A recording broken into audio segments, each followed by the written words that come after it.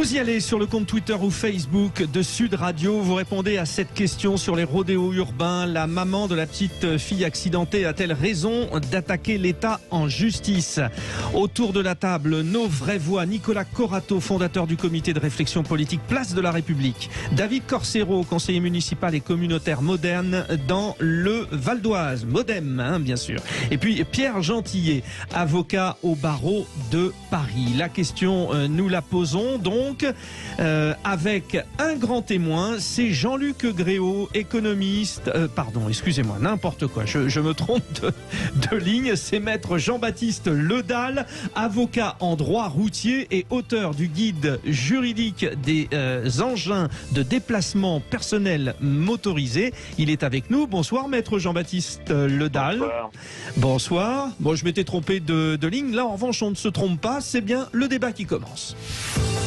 Le 5 août dernier, Kenya a été gravement blessé, âgé de 10 ans, lors d'un rodéo urbain à Pontoise dans le Val d'Oise. Chez nos confrères de BFM, l'avocat de la maire de Kenya, Raphaël Cabral, déclare ceci, il porte plainte. Je vais attaquer l'État, on va présenter un recours à la fin du mois d'août, début septembre. Il y a une inaction de l'État et la meilleure preuve de cette inaction de l'État, c'est le fait que ce fléau revienne quelques jours après ce drame. Nos confrères de BFM ont également interrogé la maman de la petite Kenya, Bénérose. C'est à la police de faire le travail parce que c'est continuer comme ça et tout le temps il y aura des accidents, des victimes. Maître Jean-Baptiste Ledal, c'est une démarche qui va peut-être tendre à se répéter. Il y a déjà eu un exemple qui est repris par nos confrères du JDD ce week-end à Marseille où une femme a obtenu gain de cause. Certes, après 9 mois de démarche, elle a obtenu 10 000 euros de dédommagement malgré l'appel de l'État. Ça va se multiplier ce genre d'action ?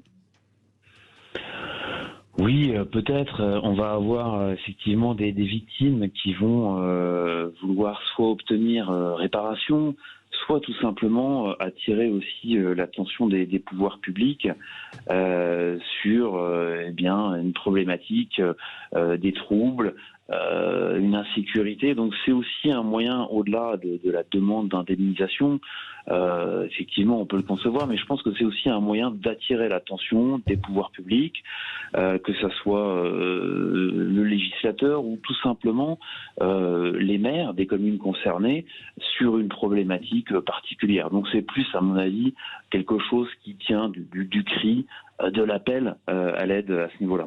Bon, l'exemple de cette femme à Marseille, repris dans le JDD, 10 000 euros. Bon, elle a attendu certes très longtemps, mais je reprends ses propos. J'appelais systématiquement le 17, donc la police, mais je me faisais engueuler, je cite. Les policiers lui disaient, on n'a pas les moyens, on n'a pas les moyens. Et puis, elle a eu gain de cause et depuis, les policiers interviennent un peu plus. Justement, à Marseille, on a un appel au 0826 300 300. Sébastien, qui habite à côté de Marseille. Bonsoir Sébastien. Qu'en pensez-vous de cette attaque de cette maman désespérée et qui attaque l'État? Écoutez, bonsoir déjà à tous. Bonsoir. Bonsoir. Moi, je suis vraiment de son côté. Je trouve que c'est normal. Aujourd'hui, elle a rien d'autre que de faire ça pour essayer de mettre un geste d'appeler à l'aide. Et je pense que la multiplication dont vous parliez, peut-être ce genre de gens qui vont porter plainte, ça va peut-être pousser l'État à réfléchir un peu plus sur les mesures qu'ils peuvent mettre en place vis-à-vis de ces rodéos. On se sent un peu quel est le terme? J'allais dire déprimé, non, désœuvré peut-être aussi face à ces actions. On n'a pas la réponse quand on est au quotidien confronté à ce genre de rodéo.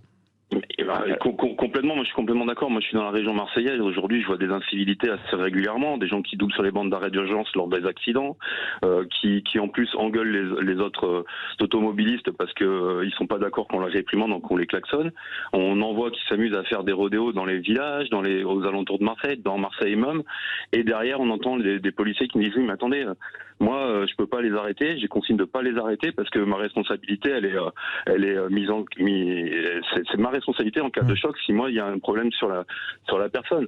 Merci Sébastien pour votre témoignage qui va d'ailleurs dans le sens des autres auditeurs de Sud Radio, puisque pour l'instant, à la consultation, vous dites oui, la maman de la petite Kenya a raison d'attaquer l'État en justice. À 89%, vous êtes d'accord. David Carcero, c'est peut-être le début de quelque chose ? Alors écoutez, je sais pas, juste avant, en tant qu'élu sur Badoise, j'aimerais avoir une pensée affective pour la petite Kenya avant d'aborder le sujet. Sur la question, ce qui s'est passé à Marseille, effectivement, est-ce que ça pourra faire jurisprudence ?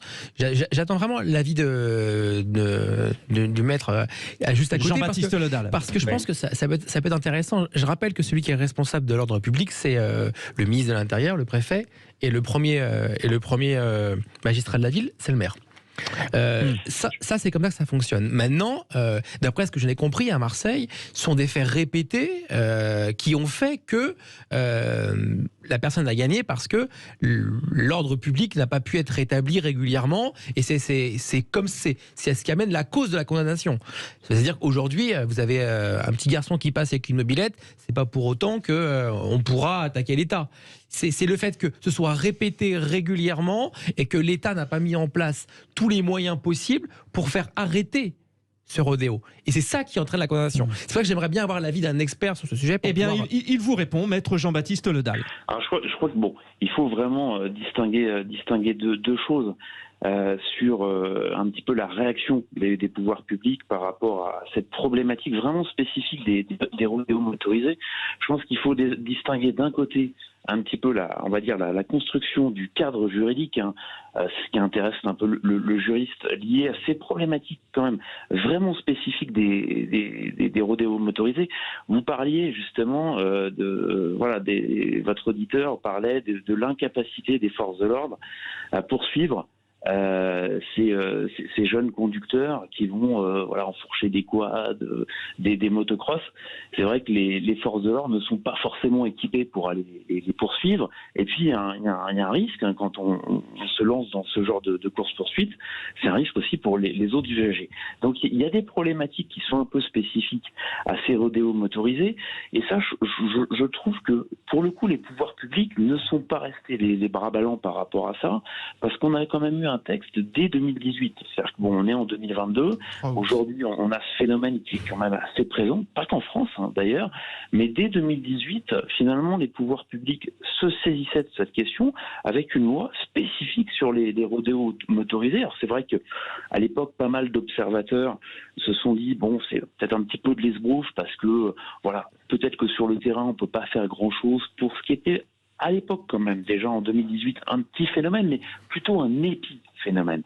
Et en 2018, on s'est dit, c'est quelque chose de politique, on peut pas faire quelque chose, vraiment, on peut pas donner des moyens, donc on va faire une loi, et puis on va parler des rodéos motorisés.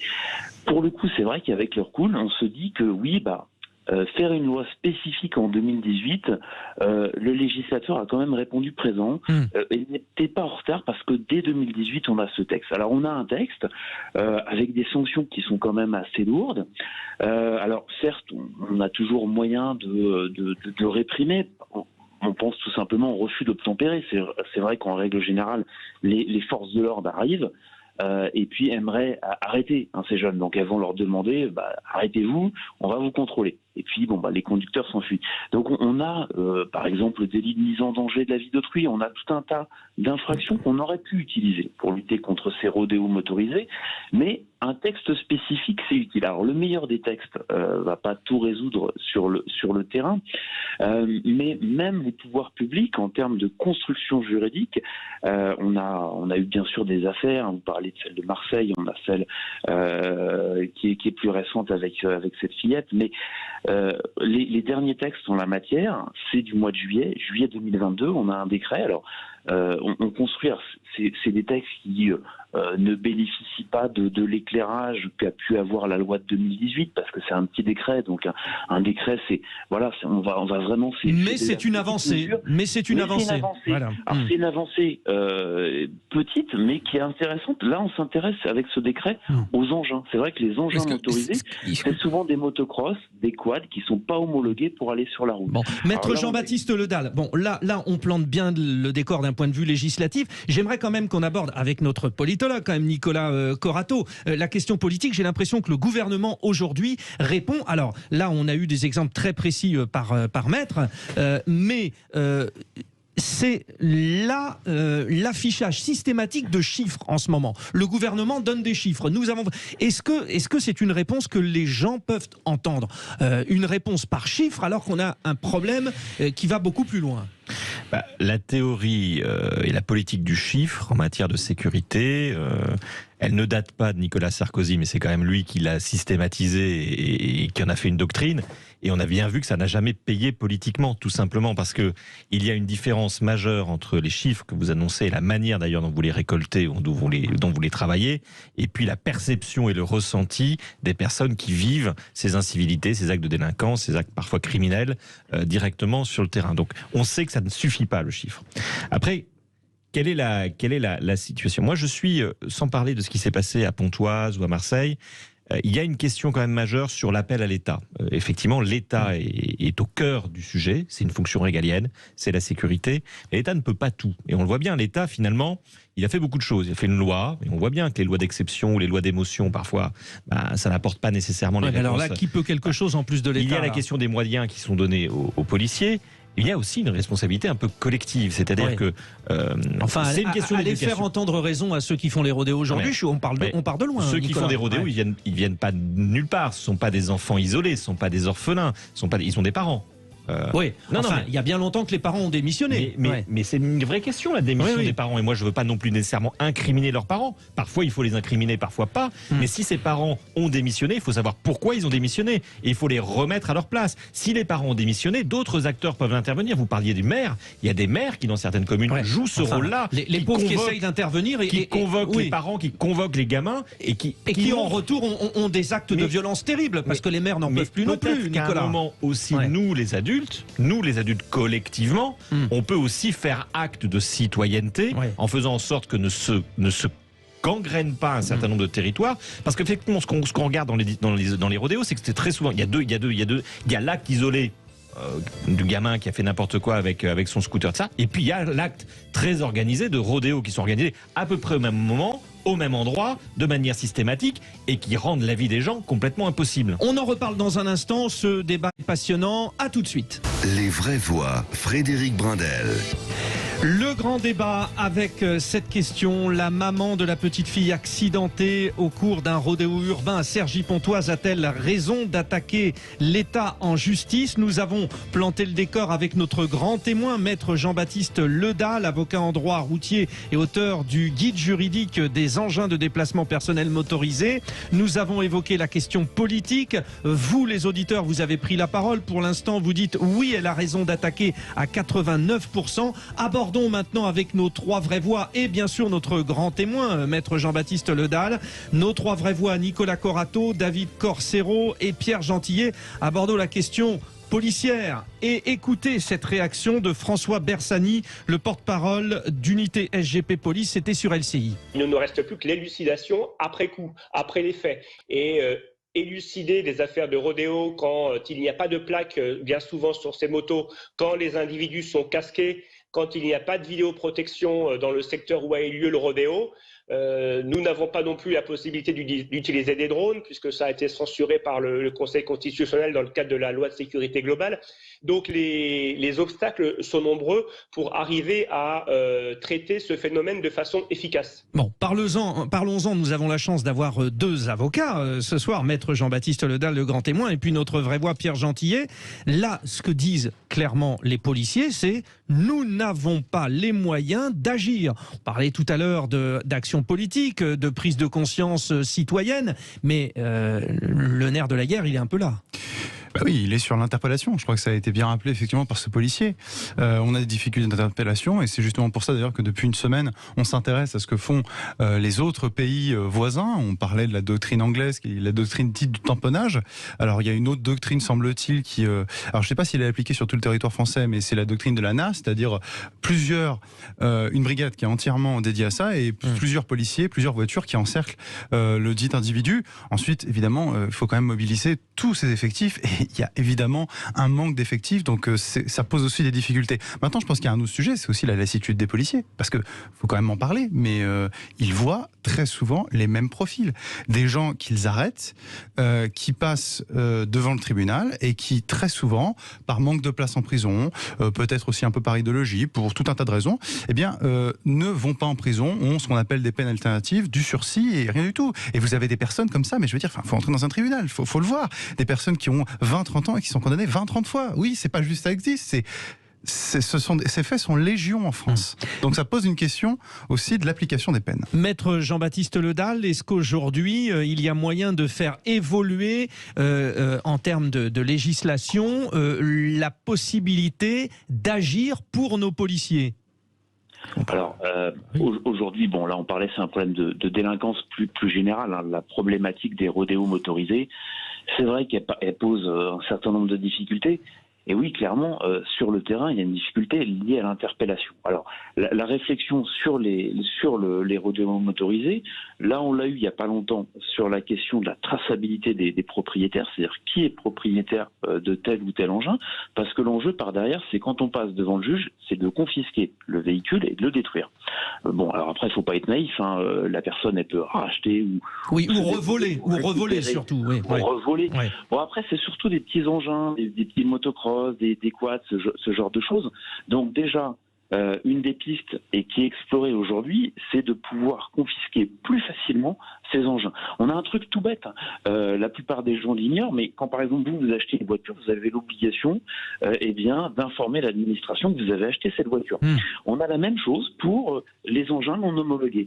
Là, depuis cet été, c'est sous 48 heures que normalement on doit déclarer un engin. Alors, il ne faut pas être naïf, hein. Des délinquants dans les cités vont pas se dire « Oh là, j'ai 48 heures pour déclarer l'acquisition, parfois avec de l'argent issu d'un vol, de tel ou tel engin. » Mais ça veut dire que si on n'a pas d'identification, si on n'a pas de déclaration, eh bien on va pouvoir confisquer, détruire ce véhicule.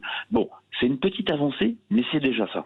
Après, peut se poser la question de l'immatriculation des engins. Donc c'est une réflexion qu'on a. On a cette réflexion aujourd'hui. Il y a un projet de loi qui a été déposé, une proposition de loi qui a été déposée pour l'immatriculation des engins pouvant aller à plus de 15 km/h. Dans le viseur, on a les trottinettes électriques, les EDPM, mais on pourrait avoir cette réflexion sur d'autres engins. Alors le problème aujourd'hui, c'est que la plupart des engins qui sont utilisés pour les rodéos motorisés, c'est de la motocross, c'est de la pit bike, c'est des petits engins qui sont pas faits pour aller normalement sur la route. Donc ils sont pas immatriculés, ils ont une plaque normalement d'identification, mais la piste, ça pourrait être petite astuce, effectivement. Il y a éventuellement une porte pour s'engouffrer. Alors là, c'est noté. Réaction de David Corcero, élu local du Val d'Oise. En plus, quand on entend les policiers s'exprimer, on se dit, bon, c'est bien les petites astuces législatives, etc., etc. Mais il faut aller plus loin, non ? La vraie difficulté, vous l'avez soulevé, il y avait la problématique d'identification du véhicule et de pouvoir retracer à qui il appartient. Oui, mais après, la vraie difficulté, c'est l'interpellation. Oui, c'est l'interpellation. Alors, qu'est-ce qu'on fait pour ça ? Alors là, ça, c'est la vraie difficulté. Et là, on peut dire ce qu'on veut. À partir du moment où vous avez un individu qui refuse d'obtempérer et de s'arrêter, parce que la dame qui a porté plainte à Marseille, elle dit, j'ai demandé aux policiers de venir, ils nous ont dit que en fait les policiers avaient eu ordre de ne pas intervenir pour éviter en cas d'accident des émeutes. Mais en fait qui fait la loi alors là ? Oui, justement, c'est pour ça que ma question que j'ai soulevée tout à l'heure, qui fait que la condamnation de l'État, c'est parce que l'État n'a pas été capable de démontrer qu'elle a mis tous les moyens pour stopper ce rodéo. Et c'est pour ça que l'État a été condamné. D'où ma question que je posais tout à l'heure, si c'était bien le sens de la condamnation que le tribunal a rendue, ce qu'il pourrait faire aux jurisprudences, parce que si on ne met pas les moyens nécessaires pour pouvoir le faire, et je pense qu'il il y a une question qu'il faut être posée. Nous, on avait lors de cette fameuse texte sur les rodéos, on avait parlé de pouvoir suivre ces motos par des drones. C'était retoqué, mais c'est aussi une solution. Par le Conseil constitutionnel. Oui, parce que c'est une solution qui va de se dire, vue du ciel, on peut plus facilement prendre une décision pour pouvoir agir. Comment on agit, comment on interpelle à ce moment-là, faisant venir effectivement plus d'unité. Mais bon, le Conseil constitutionnel avait retoqué la solution. Donc, Nicolas Corato, il y a un moment, il faut agir, non ? Alors vous allez dire, il faut faire. On le dit depuis le départ. Je pense que l'État n'est pas inactif sur le sujet. Et il y a tant de sujets sur lesquels il l'est que là, on peut dire qu'il est actif. C'est un problème de société aussi. Je veux dire, que font ces gamins tout seuls, livrés à eux-mêmes pendant tout l'été ? À n'avoir rien d'autre à faire qu'aller conduire n'importe comment, des engins fabriqués n'importe comment, sans casque et en mettant en danger la vie des autres. Qui s'occupe de ces enfants ? Parce que ce sont des enfants. Oui. Donc c'est une politique à mettre en place pour... Mais écoutez, moi je ne peux pas me dire qu'on laisse des dizaines de milliers de gamins tout seuls l'été, sans aucune activité, et qu'ils en soient... Je ne dis pas que c'est nous qui sommes responsables, c'est eux qui sont responsables, c'est eux qui sont délinquants. Oui. Mais qu'est-ce qui explique que ces gamins n'aient rien d'autre à faire que de faire n'importe quoi. Et pour conclure, maître Jean-Baptiste Ledal, très vite, s'il vous plaît, mais aujourd'hui, vous êtes prêts, vous, les avocats, à prendre le pas, finalement, de tous ceux qui vont aller contre l'État en disant, on n'est pas en sécurité et c'est votre ressort ? Pourquoi pas, on peut les accompagner. Maintenant, c'est pas aux avocats de faire la loi. On peut la commenter, on peut la combattre, on peut accompagner les victimes aussi. Mais c'est vrai qu'il y a une vraie réflexion à avoir là-dessus. Et puis c'est aussi une question de moyens, c'est aussi une question de sensibilisation, d'éducation. Par exemple, un truc tout bête, mais aujourd'hui, pour avoir son BSR, le brevet de sécurité routière, il y a des questions aussi sur les risques liés aux rodéos motorisés.